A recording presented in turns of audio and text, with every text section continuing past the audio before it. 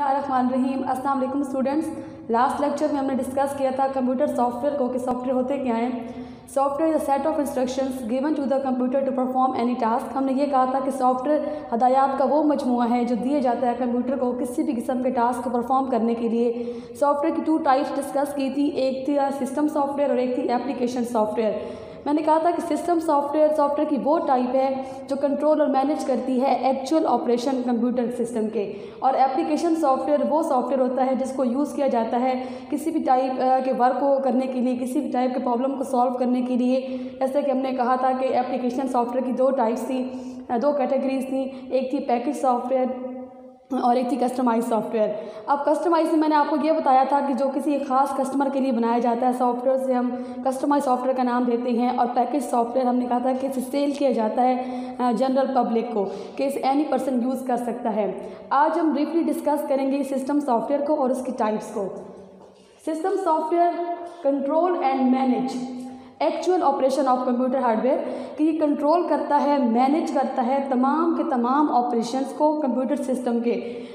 Usage and allocation of different hardware. Students यहाँ पे आप एक पॉइंट देख रहे हैं कि यूजेज, अब यहाँ पे यूजेज एंड एलोकेशन देखें, कंप्यूटर सिस्टम जो है वो डिफरेंट कंपोनेंट्स पर मुश्तमिल होता है, और उन कंपोनेंट्स उन्हें क्या करना होता है, डाटा को ट्रांसमिट करना होता है from one component to another component, and users ने क्या करना होता है, उन कंपोनेंट्स को यूज़ करना होता है।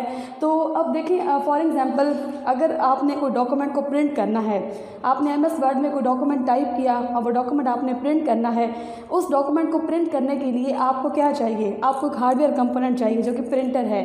तो जैसे ही आप Ctrl+P करते हैं, जैसे ही आप MS वर्ड पे प्रिंट के ऑप्शन पे जाते हैं, तो ये एक्शन जो है ये कंप्यूटर ऑपरेटिंग सिस्टम को, जो कि टाइप है सिस्टम सॉफ्टवेयर की, उसके पास जाता है, और ऑपरेटिंग सिस्टम क्या करता है, उसके पास जैसे ही एक्शन जाएगा कि यूज़र को प्रिंटर चाहिए डॉक्यूमेंट्स को प्रिंट करने के लिए, ऑपरेटिंग सिस्टम क्या करता है, प्रिंटर को एलोकेट कर देता है, प्रिंटर को रेडी कर देता है यूज़र के लिए। इसी तरह स्टूडेंट्स, जब आप डाटा एंटर कर रहे होते हैं कंप्यूटर सिस्टम में, तो वो डाटा आपका किसी खला में नहीं जा रहा होता, वो मेमोरी में स्टोर होता है, और जो डाटा आपका मेमोरी में स्टोर होता है उस मेमोरी को भी एलोकेट कौन करवाता है, सिस्टम सॉफ्टवेयर। मींस के आपके लिए, यूज़र्स के लिए जो डिवाइसेस को एलोकेट करवाता है, डिवाइसेस को रेडी करता है, मैनेज करता है तमाम के तमाम प्रोग्राम्स को, वो तमाम के तमाम काम सिस्टम सॉफ्टवेयर कर रहा होता है।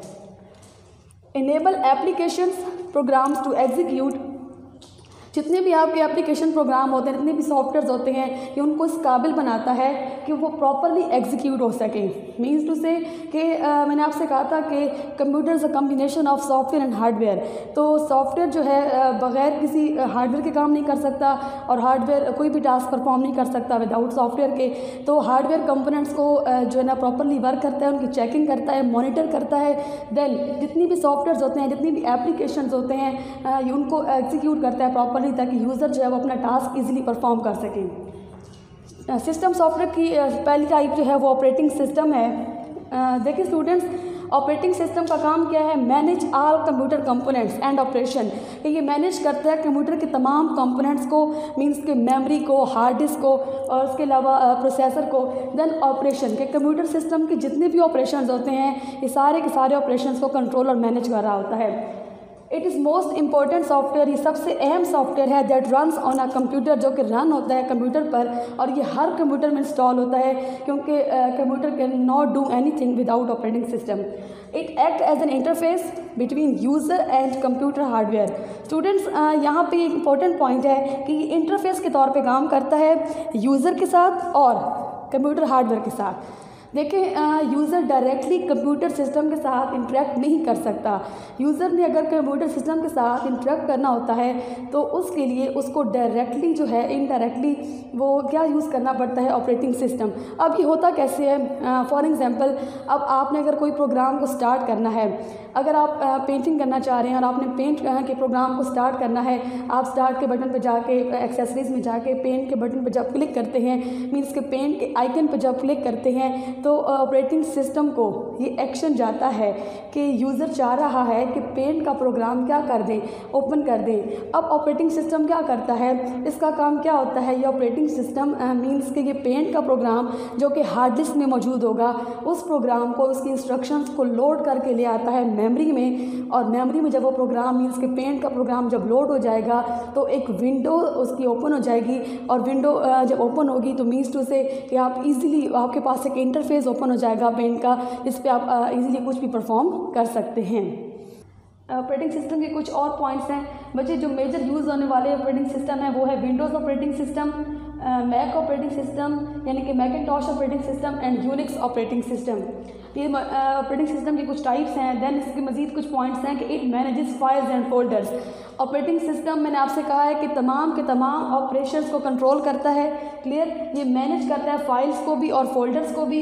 It control the operation of all devices. अब यहाँ पे एक पॉइंट है कि कंट्रोल करता है ऑपरेशन तमाम डिवाइसेस के।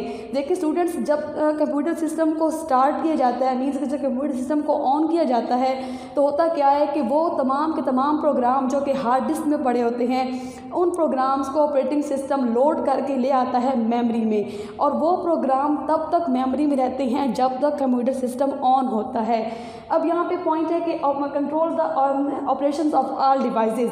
लेकिन जब कंप्यूटर सिस्टम को ऑन किया जाता है तो ऑपरेटिंग सिस्टम फर्स्ट चेक ये करता है कि कंप्यूटर सिस्टम के साथ जितनी भी डिवाइसेस कनेक्ट हैं, क्या वो तमाम के तमाम डिवाइसेस स्मूथली रन हो रही हैं या नहीं, या एफिशिएंटली वो काम कर रही हैं या नहीं, या प्रॉपरली उनकी वर्किंग हो रही है या नहीं।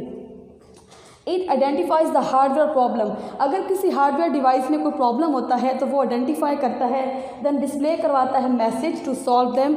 और फिर उसके अकॉर्डिंग वो मैसेज डिस्प्ले करवाता है कि इस हार्डवेयर डिवाइस में ये प्रॉब्लम है, उसको सॉल्व करें। देन सेकंड पॉइंट है हमारे पास यूटिलिटी प्रोग्राम्स। यूटिलिटी प्रोग्राम्स भी टाइप है सिस्टम सॉफ्टवेयर की used for effective management of computer system.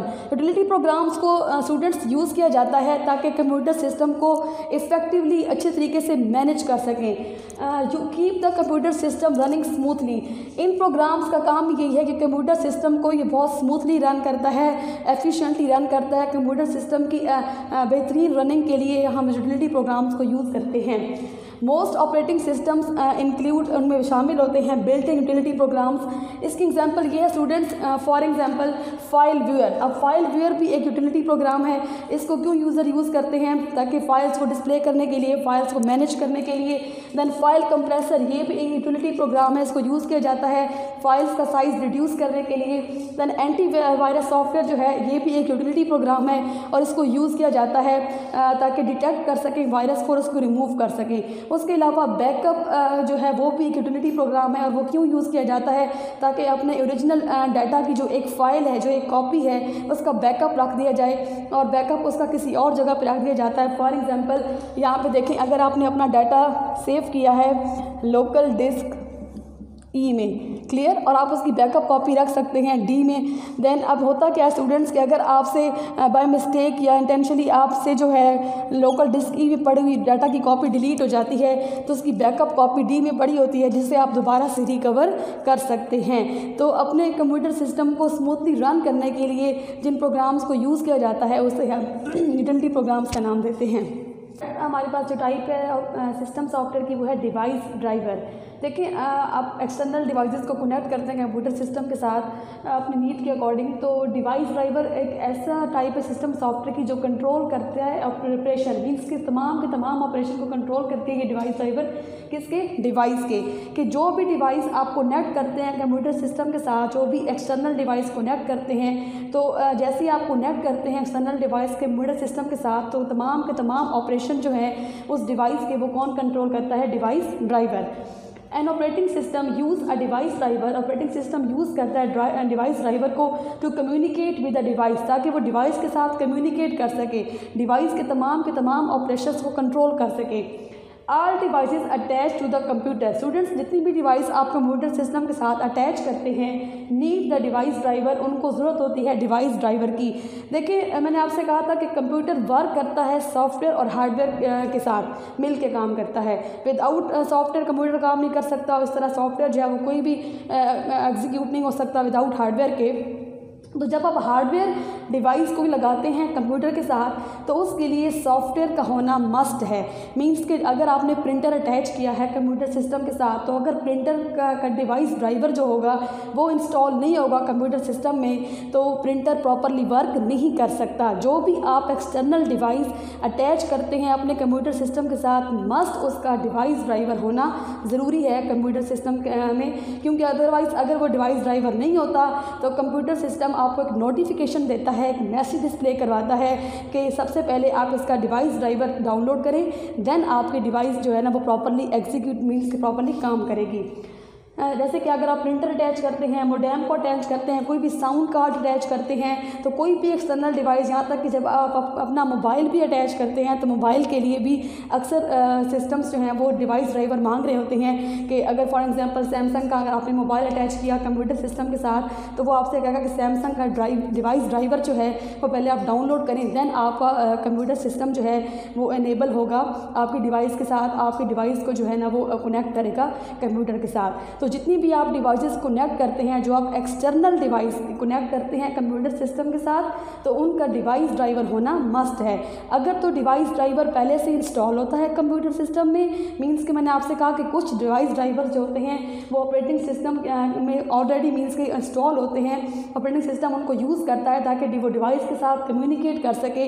तो अगर तो पहले से इंस्टॉल है डिवाइस ड्राइवर तो जैसे ही आप डिवाइस कनेक्ट करेंगे तो वो डिवाइस कनेक्ट हो जाएगी। और अब अगर आप एक न्यू डिवाइस को अटैच करते हैं अपने कंप्यूटर सिस्टम के साथ और उसका कोई ड्राइवर इंस्टॉल नहीं होता तो बच्चे यहाँ पे फिर आपको डाउनलोड करना पड़ता है डिवाइस ड्राइवर, उसके बाद जाके आपकी डिवाइस इस काबिल होती है कि वो कनेक्ट हो सके कंप्यूटर सिस्टम के साथ। द लास्ट टाइप है लैंग्वेज प्रोसेसर।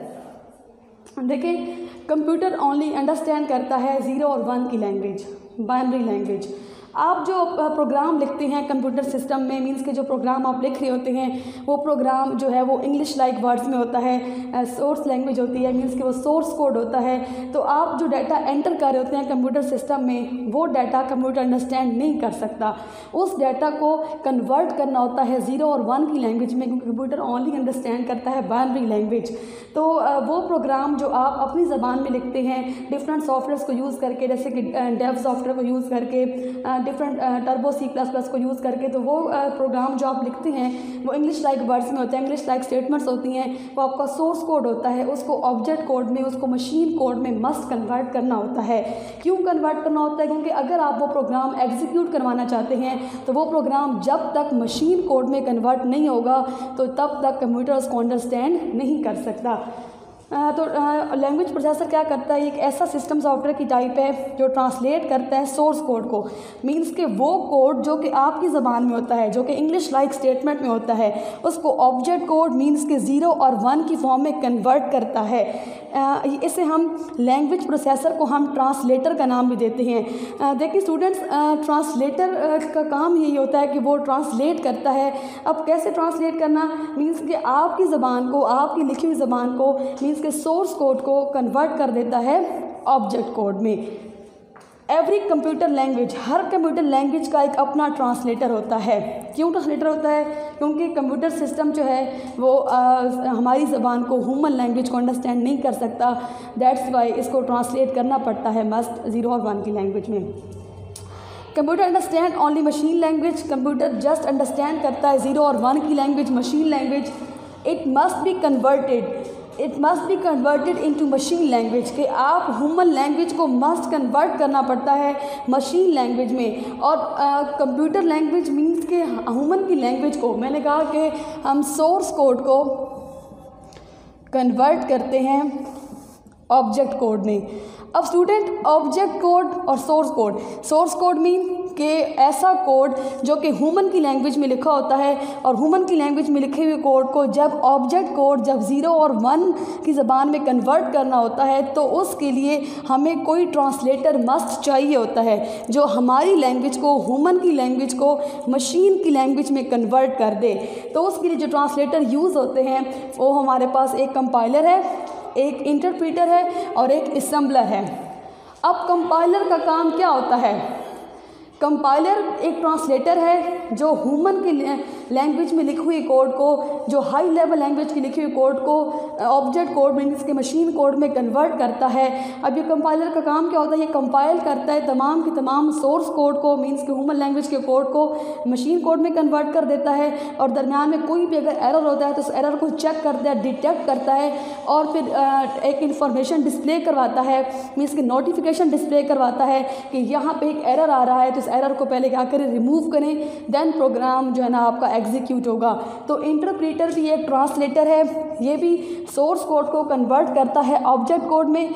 कंपाइलर और इंटरप्रीटर में फ़र्क ये होता है कि कंपाइलर होल स्टेटमेंट, अगर फॉर एग्जांपल 100 लाइंस का कोड है तो 100 की 100 लाइंस को इकट्ठा कन्वर्ट कर देगा 0 और 1 की फॉर्म में, जबकि इंटरप्रीटर क्या करता है कि अगर 100 लाइंस का कोड है तो पहले एक स्टेटमेंट को लेगा, उसको एग्जीक्यूट करेगा मीन्स उसको कन्वर्ट करेगा ऑब्जेक्ट कोड में, देन सेकंड स्टेटमेंट को लेगा, देन थर्ड को लेगा मीन्स के एट अ टाइम ये एक स्टेटमेंट को लेता है। और असेंबलर क्या करता है कि वो प्रोग्राम जो आपका असेंबली लैंग्वेज में लिखा होता है उसको कन्वर्ट कर देता है मशीन कोड में। Thank you so much.